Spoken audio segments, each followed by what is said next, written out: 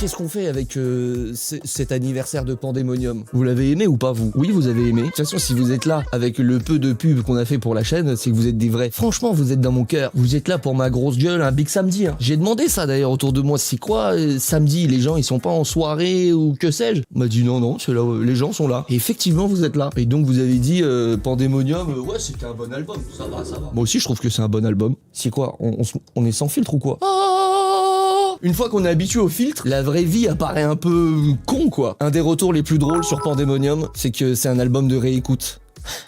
Je crois que c'est Yanis, le rap en mieux, qui dit ça. Je crois qu'il dit ouais, il fait un peu un truc ok, un peu un ok tiers, et après il revient dessus, il dit ah mais non, j'ai réécouté. En fait, il est chaud. En fait, c'est un album de réécoute. Je crois que c'est lui le premier qui l'a dit, et derrière ça s'est répété. Ah, effectivement, Pandemonium, c'est un album de réécoute. Bon, c'est un album de merde, mais quand tu le réécoutes 10 fois, eh ben, tu commences à être matrixé, ça y est, tu commences à aimer.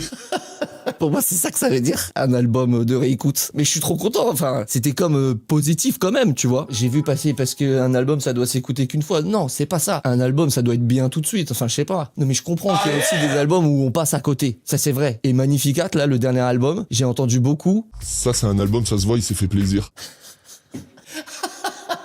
Ça se voit que cet idiot-là, il s'est fait plaisir. Tu vois, c'est de la merde, mais ça se voit que tu as pris plaisir. On est content pour toi. T'es tellement déprimé d'habitude. Là, on sent que t'es heureux. Non, mais ça, c'est un album où tu t'es fait plaisir. J'aime bien. C'est pas juste c'est bien, c'est nul. Celui-là, ça se voit qu'il s'est fait plaisir. Et en plus, c'est un peu vrai, on s'est vraiment fait plaisir sur Magnificat. Pas que sur le reste de la musique, on se fait pas plaisir, mais... C'est quoi le premier extrait? C'était gauche-droite? Qu'est-ce qu'il y a? On regarde gauche-droite ensemble? C'est ça l'ambiance de la soirée? Avec la question que tout le monde se pose. Est-ce que ça sert encore à quelque chose de faire des clips? Vous êtes genre les clips, c'est encore utile en Big 2026? En tant que boomer, j'ai l'impression que les jeunes s'en foutent des clips. Je collectionne les montres comme si j'étais trader. Qu'à l'époque, déjà, j'avais les cheveux longs. Quel cauchemar! Tu peux pas vivre avec des cheveux longs. Non, mais tu peux pas vivre. Tu dois mettre du gel tous les jours. Tu dois te laver les cheveux. Non, mais je veux dire avec soin. Dès qu'ils sont longs, tu peux pas juste les laver. Tu dois penser après shampoing. Tu dois... Oh là là, quelle vie de con, les cheveux longs. J'arrêterai mes idées. Que l'orteil est dicté. C'était une bonne ouverture ou c'était une ouverture pourrie? Je sais qu'il y a des gens qui me l'ont un peu reproché. Vas-y, on met les pieds dans le plat. Qu'est-ce qui se passe maintenant? Je pense que le pire, avec gauche-droite en premier, j'avais pas pensé que ça allait être le seul contenu que les médias avec qui j'allais parler, c'est le seul truc qu'ils allaient avoir. Ils ont eu aussi les albums, et t'as capté.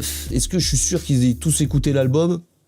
Dans toutes les interviews, il a fallu me parler de gauche-droite. Et ce qui est fou, c'est que gauche-droite, le titre, il dit exactement que le rap, il sait plus où est-ce qu'il est placé et tout ça. Ça se veut super gauche, mais ça fait que des actions de droite. Ça dit que moi, je vote pas, que je suis pas dans cet engagement ou quoi que ce soit. Et 100% des interviews, c'était... Mais du coup, toi, t'es à gauche ou à droite? Putain, quel cauchemar. Et comme un sgeg, j'avais jamais préparé mes réponses. C'était toujours bizarre et awkward. Ça et Prozac. Vous vous êtes permis de faire du bouillon, vous savez qu'il y a peut-être une sauce? On m'en parlait comme ça. Ça, c'est échec de maîtrise de communication. Même au bout de X albums et tout ça, tu sais, je sais pas, on se l'est pas dit entre nous, on en a pas parlé, on en a pas bien parlé, genre qu'est-ce qu'on répond et tout ça. Et en fait, ça va vite, les interviews. On voit beaucoup de contenu et tout, mais en réalité, tu sais, c'est comprimé sur 2-3 jours. En une journée, j'ai capté, putain, il me pose que les mêmes questions, ça m'a foutu la haine. Mais alors, t'es de gauche ou t'es de droite? Je vous dis que je vote pas, qui vient me chercher des noises. Mais le bouillon, vous savez que c'est potentiellement, vous allez avoir une sauce? Tu sais, il y avait même pas de sauce, il y a même pas de sujet, et on me posait déjà la question. Ça, c'est fou quand même. Trop nul. Ça, c'était le premier contenu. Le contenu, je pense qu'a marché, c'était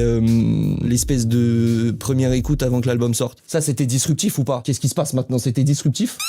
Première écoute, un mois avant la sortie, ça on l'avait jamais vu. Il y a un mec qui m'a terminé sur Twitter, il a juste mis la photo d'un mec dans South Park là, avec des cheveux longs et des lunettes comme ça. Bah tu sais pas que de faire de la musique. Et il a raison, je lui ressemble de fou à ce mec. Avec ce ski. Avant tout, je dis Dieu merci. Ouais, c'est un morceau optimiste. Dieu merci, c'est un morceau optimiste. Il est où le sondage est-ce qu'il faut clipper encore? Ah ouais, vous êtes team clip. Ah ouais, ici vous êtes team clip. Waouh, vous êtes 80% à vouloir des clips. Mais qui fait des clips? C'est quoi les clips bien? Y a rien, non? Si, il y a des clips bien qui sortent. Théodora, évidemment, bien sûr. J'ai vu Big Flo et Oli, oui. Bon, il y en a, ils disent PNL. Non mais d'accord, mais si c'était il y a 10 ans, footballeur, merci. Je sais pas, j'ai l'impression que déjà il y a pas beaucoup de propositions et que en plus les propositions sont balourdes. Gros problème de budget de toute façon. Dès que tu veux commencer à être ambitieux, ça coûte une blinde. Donc tu peux pas être ambitieux. On fait du business, on est capitaliste, investissement. Faut un retour sur investissement. Quel est le retour sur investissement d'un clip? Parce que si après c'est pour faire un demi-investissement, tu sais, les clips entre 10 000 et 30 000 euros, même 40 000 euros, tu sais, t'es déjà en train de couper une jambe, mais en fait ça se voit pas à l'image. T'as rien à 40 000 euros, je sais pas. Et on a été un peu, je pense, noyé d'une vague de clips comme ça, à moitié produits. Et donc je pense que ça a dévalorisé de fou le clip. Et puis de toute façon TikTok a gagné, tu sais, tout le monde regarde TikTok, tout le monde même regarde Twitch. On veut la vraie vie, tu sais, on veut pas on veut pas les trucs produits. J'ai l'impression qu'il y a un rejet des trucs produits et des filtres. Mais moi je suis en train de réhabiliter tout doucement les filtres. Je suis pas trop vacances. Tiens, tu veux un sujet? Je sais pas, tes vacances. J'ai vu là dans le dernier La Crème, quand ils viennent parler avec nous, ça a dit ouais alors les vacances et tout. Et moi je suis là genre ouais un peu flemme les vacances et tout. J'ai vu que ça a trigger des gens. On est obligé d'aimer les vacances dans la vie. Qu'est-ce qui se passe là? C'est quoi, il y a une secte? Genre j'ai dit un truc qu'il fallait pas. Pour qui il se prend lui? Il aime pas les vacances. C'est ça que j'ai lu là. J'aime bien la réponse. C'est incroyable les vacances. Il a pas tort.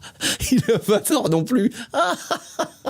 Non mais c'est tout le cinéma de vivre pour aller en vacances. Ça me, je sais pas, je trouve ça balourd. Oh là là.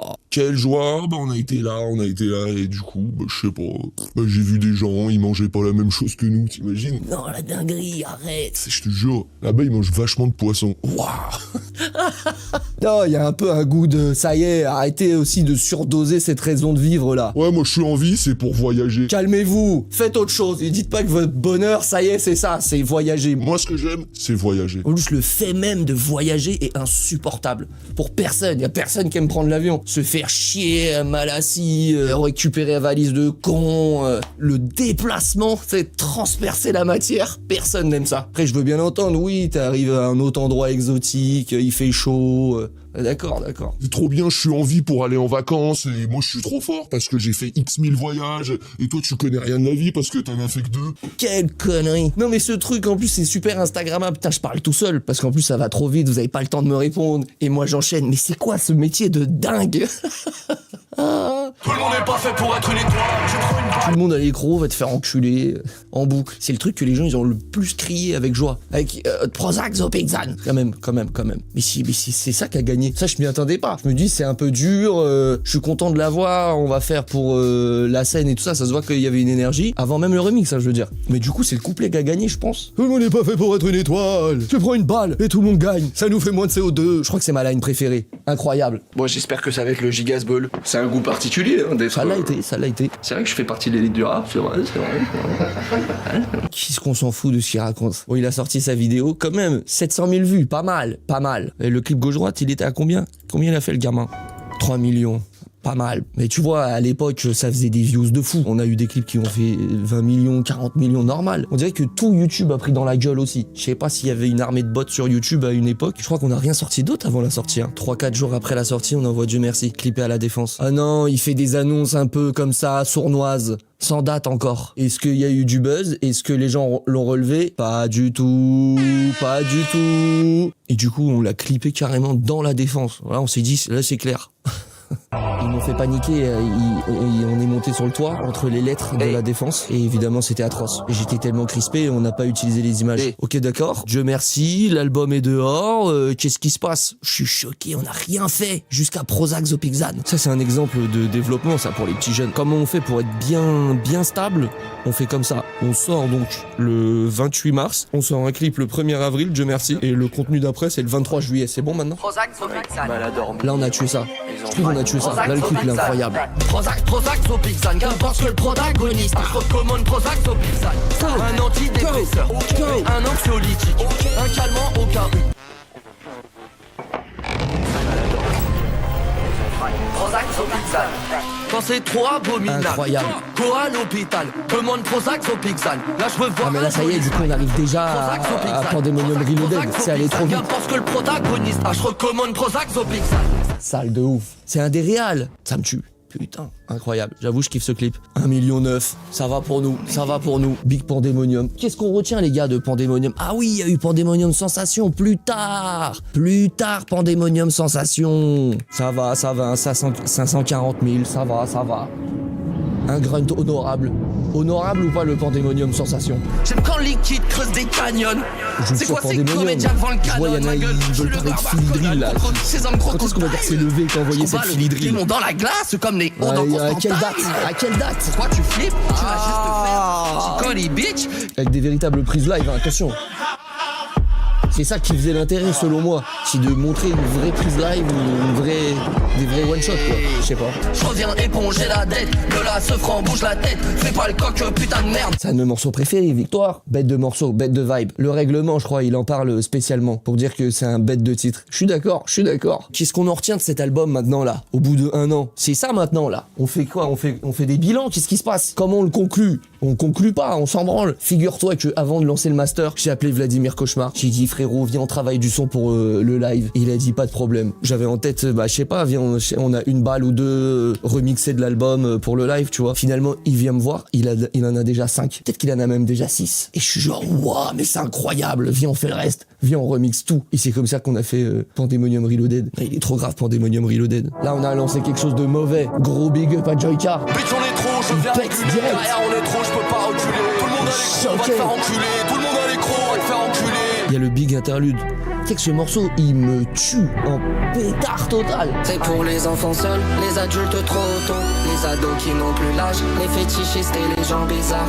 C'est To die for. c'est pour les fans de rap FR, même les anciens, ceux qui savent. C'est pour los whitos, bicos, blackos, niagos. Rex Club, 1000 personnes. La boîte est basse de plafond. C'était bondé. Et ils étaient tous en Fireland. Non mais c'est quoi ça?